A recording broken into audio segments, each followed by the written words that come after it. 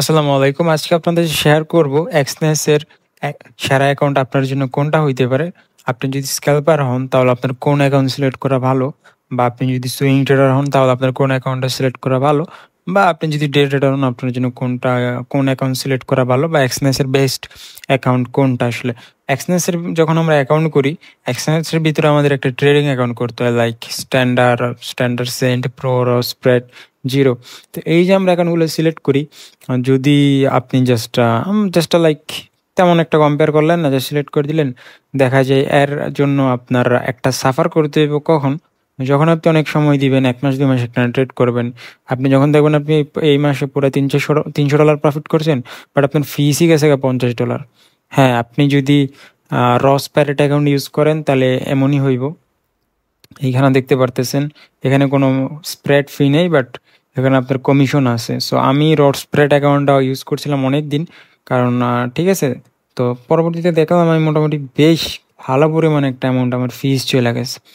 ঠিক আছে। সো দেখলাম এই যে ফিসটা গেছে, আমি যদি স্ট্যান্ডার্ড অ্যাকাউন্ট ইউজ করতাম বা আপনার ধরেন প্রো অ্যাকাউন্ট ইউজ করতাম, তাহলে এত ফিস যাইতো না। লাইক যে কয় ডলার, আমার মনে হয় অনেক অ্যামাউন্ট ফিস গেছে। ধরেন সাপোজ মিনিমাম $200-300 ফিসই গেছে। $200-300 কি কম নাকি? সো এই যে অ্যামাউন্টটা ফি গেছে, আমি যদি প্রো অ্যাকাউন্ট ইউজ করতাম, বড় জোর মনে হয় $50 ফিস যাইত, তা আমার স্প্রেড থেকেই চলে যেত। মানে কই $50 আর কই $300, ঠিক আছে। স্প্রেড মানে কোনো ফিসই যাইতো না এখানে, লাইক এরকম ফিস যাইতো। বাট আমি যে ধরেন আমি এইখান থেকে বাইং করলাম, আমি আপনাদেরকে দেখাই দিতেছি। আমি ধরেন এইখান থেকে বাইং করলাম, আমার বাইংটা হইবে এই উপরের এরিয়া থেকে, ঠিক আছে। বাট মার্কেট এইখানে আছে, এই যে ডিফারেন্সেস, এই ডিফারেন্সেসের, ঠিক আছে। তো এই ডিফারেন্সেসের যে একটু ফিসটা বা একটু এই ফিসটাই ব্রোকার নেয় আমাদের কাছ থেকে। বাট আমাদের কিন্তু একটু করে বাই হইতেছে, সমস্যা কি?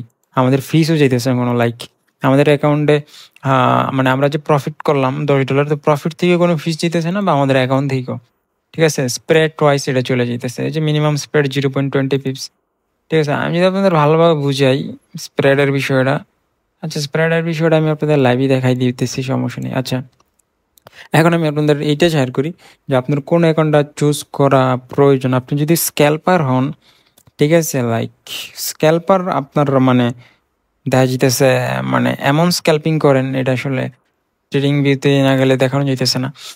তো যদি স্ক্যালপার হন তাইলে আপনারা রস প্যারেট বা জিরো অ্যাকাউন্ট চুজ করবেন, বাট আমি তাও সাজেস্ট করি না। কারণ স্ক্যাল্পিং করলেও দেখা যাইতেছে, আমি আপনাদেরকে দেখাই দিই, কারণ এত ছোট ছোট স্ক্যাল্প তো মনে হয় না কেউ করে। লাইক একবারে 1:1-এও যদি করেন, আমি যদি 3 মিনিট টাইম ফ্রেমে চলে যাই, একদম আমি আপনাদেরকে, আচ্ছা সব থেকে ভালো হইব এখন তো মার্কেট অফ। তো যদি ধরেন আপনি স্ক্যালপার হন, লাইক পজিশন ওপেন করলেন এইখানে, ঠিক আছে। পজিশন ওপেন করছেন আপনি, মার্কেট এখন এইখানে আছে, তখন পজিশন ওপেন করছেন এইখানে, যদি স্ক্যালপার হন সেল করলেন, আপনার সেলটা, আচ্ছা উপর না, সেল করলে তো নিচ থেকে, আপনার সেলটা হইব এইখান থেকে। মার্কেট কিন্তু এইখানে আছে, এইখান থেকে সেল হইব না, সেলটা হইব একটু উপর থেকে। এই যে ডিফারেন্সেসটা, ঠিক আছে, এইটাই স্প্রেড। মানে কি কয়, মানে যদি আপনি রস প্যারেট বা জিরো অ্যাকাউন্ট ইউজ করেন, কোনো মানে কোনো স্প্রেড নাই। মানে আপনি এইখান থেকে সেল করলে এইখানেই সেল হইব, ঠিক আছে। এখান থেকে সেল করছেন এইখানেই সেল হইব। বাট আপনি যদি স্ট্যান্ডার্ড সেন্ট বা প্রো অ্যাকাউন্ট ইউজ করেন, তাহলে আপনি এইখানে সেল করছেন ঠিকই, বাট আপনার সেলটা হইবে একটু ওপরে এইখানে। এই যে একটা গ্যাপে সেল হইতেছে, এই গ্যাপের মধ্যে যে আপনার একটা অ্যামাউন্ট, এই অ্যামাউন্টটা ব্রোকারে চার্জ করে, ঠিক আছে। যেটা আপনি যত ডলার দিয়ে বা যেমন পজিশন ওপেন করবেন, ওইখান থেকে একটা চার্জেস চলে যাইব। তো পরে যখন আপনি ট্রেডটা ক্লোজ করবেন, ওইখান থেকে কোনো চার্জেস যাইব না, ঠিক আছে। যেটা আপনার কমিশন চলে যায় জিরো বা রস স্প্রেড অ্যাকাউন্ট থেকে, ঠিক আছে।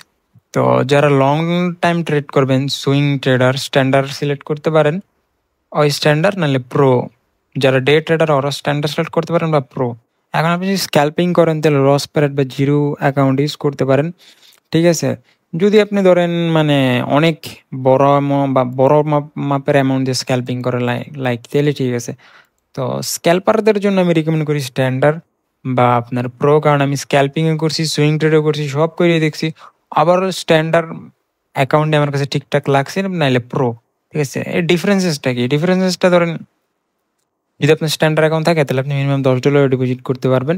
এখানে দেখেন মিনিমাম স্প্রেড 0.20, একটু কমিশনটা বেশি যাইব। স্ট্যান্ডার্ড ইউজ করা তো কোনো দরকারই নেই, কারণ এখানে স্প্রেড আরটু বেশি ফি চলে যাবে, মানে স্প্রেড আরটু বেশি। সো এইখানে ধরেন যে প্রো অ্যাকাউন্ট আছে, প্রো অ্যাকাউন্টের মধ্যে স্প্রেড 0.10, মানে ফি এখানে স্প্রেডের আরও একটা কম ডিফারেন্সেস থাকবো, বাট এখানে মিনিমাম ডিপোজিট $200। তো এই ওয়াইস আপনি ইউজ করবেন। তো আমার মনে হয় সবাই নতুন বিগিনার স্ট্যান্ডার্ড দিয়ে স্টার্ট করেন। পরবর্তী যখন আপনার $200 মধ্যে ডিপোজিট করার অ্যাবিলিটি হইব, ক্যাপাসিটি হইব, দেন প্রো অ্যাকাউন্টে চুজ করেন। ঠিক আছে, তো এখন আপনারা এইটা ক্যালকুলেট করার জন্য এক্সচেঞ্জ ফিস ক্যালকুলেটরে চলে যাবেন। দেন এখানে আপনার অ্যাকাউন্ট টাইপটা সিলেক্ট করবেন। ঠিক আছে, স্ট্যান্ডার্ড সিলেক্ট করে দিলাম। অ্যান্ড আমি যদি এখন ক্যালকুলেট করি, ঠিক আছে, স্ট্যান্ডার্ড ইউএসডি অ্যান্ড ইউরোইউএসডি, আপনি এখানে যে কোনো ইনস্ট্রুমেন্টই সিলেক্ট করতে পারবেন, কারেন্সি পেয়ার, স্টক। ঠিক আছে, অ্যান্ড আপনি চাইলে ইও সিলেক্ট করতে পারবেন, আপনার কি বলে এটারে, এই যে, আচ্ছা এইখানে না, এখানে ফরেক্স, কারেন্সি পেয়ার সব পেয়ে যাবেন, এখানে কমোডিটি পেয়ে যাবেন, স্টক, ইন্ডেক্স, ক্রিপ্টো সব পেয়ে যাবেন, মানে যেটার মধ্যে যেরকম ফি। তো যদি আমরা কমোডিটিতে যাই, গোল্ডে লেভারেজ যদি 1:200 থাকে, ঠিক আছে, তাহলে আমাদের ফি স্প্রেড কস্ট যাবে এখানে মাত্র 16 সেন্টের মতো। ঠিক আছে, বাট এইখানে যদি আমরা র স্প্রেড দেই, তাহলে দেখা যাইব ফিস একটু দেখা যাইতেছে, কারণ র স্প্রেড দিলে স্প্রেড কস্ট এত যাইব, আবার কমিশন এত যাইব। ঠিক আছে, আবার স্ট্যান্ডার্ডে দিলে টোটাল কত, এখানে 11 cent, spread cost 16 cent. But এইখানে দেখা যাইব আপনি যখন বড়, এখানে যদি লটসেসটা ধরেন বাড়াই, ঠিক আছে, লটসেস ক্যালকুলেটর করলে এখানে আমাদের স্ট্যান্ডার্ড অ্যাকাউন্টে যেতেছে প্রায় কত, 0.80 সেন্টের মতো কস্ট। আবার এইখানে আমরা যদি আমরা র স্প্রেড দিই, ঠিক আছে, তাহলে আমাদের এখানে কস্ট কত যাইতেছে, তাহলে আমাদের এখানে স্প্রেড একটা কস্ট যাইতেছে অ্যান্ড দেন কমিশন একটা কস্ট যাইতেছে। সো এটা হচ্ছে স্প্রেড কস্ট, এটা হচ্ছে একটা কমিশন কস্ট। সো যখন আপনি দেখা যাইতেছে ট্রেডটা হোল্ড করবেন বেশি টাইম, সো তখন আপনার কমিশনটা বাইরে যাইব। সো তো ওভারঅল আপনার দেখা যাইব, অ্যান্ড যদি আপনার জিরোতে সিলেক্ট করেন তাহলে জাস্ট কমিশন আপনার ডিরেক্ট, কোনো স্প্রেড কস্ট নেই, ডিরেক্ট আপনার একটা কমিশন যাইব। ঠিক আছে, তো এক একটার মধ্যে এক এক ডিফারেন্সেস, ঠিক আছে, কম বেশি এভাবে আপনার ফিস ক্যালকুলেটর করতে পারবেন। ফরেক্সে আবার কারেন্সি পেয়ার এক হিসাব, অ্যান্ড পার্সোনাল এরিয়াতে গেলে, ওপেন অ্যাকাউন্টে গেলে এভাবে আপনি সিলেক্ট করতে পারবেন। সো দেখেন আপনার হিসাবে আপনার কোনটা ভালো লাগে, ফিস ক্যালকুলেটর করে দেখতে পারেন আসলে। তো ফিস ক্যালকুলেটর থেকে পার্সোনাল আমি ইউজ করার পর আমার যেটা যেটা বেস্ট মনে হয়েছে স্ট্যান্ডার্ড, নাহলে প্রো অ্যাকাউন্টটাই। ঠিক আছে, রস প্যারেট জিরো। ঠিক আছে, যখন ট্রেড আমি একদিন 2 দিনের বেশি, একদিন প্লাস হোল্ড করতাম পজিশন, দেখতাম যে অ্যাট দ্য এন্ড ভালো ফিস চলে যেত। সো ঠিক আছে, তো এই আর কি অ্যাকাউন্টের মধ্যে ডিফারেন্সেস এক্সচেঞ্জেসের। এখন আপনার যেইটা ভালো লাগে সেইটা আপনি ইউজ করতে পারেন। আমি রেকমেন্ড করি, আমার হিসেবে দেখলাম স্ট্যান্ডার্ড বা প্রো অ্যাকাউন্টটাই ঠিক আছে। বাট আপনি যদি চান তাহলে রস প্যারেট জিরো ইউজ করতে পারেন, যে আপনি যেইখান থেকে, মানে আপনি চাইতেছেন এইখানে মার্কেট আছে এইখান থেকে বাইং করতে, তাহলে আপনি রস প্যারেট বা জিরো চুজ করতে পারেন। ঠিক আছে, পরে আপনার একটা আপনার কমিশন চাইবো আর কি। ঠিক আছে, তো এই আর কি। তো এই ছিল আজকের ভিডিও। যদি ভিডিওটা ভালো লাগে লাইক করবেন। পরবর্তী ভিডিও নিয়ে খুব শীঘ্রই দেখা হচ্ছে। সে মধ্যে সুস্থ থাকবেন, সে মধ্যে সবাই সুস্থ থাকবেন, সবাই সুস্থ থাকবেন। সরি, আল্লাহ হাফেজ।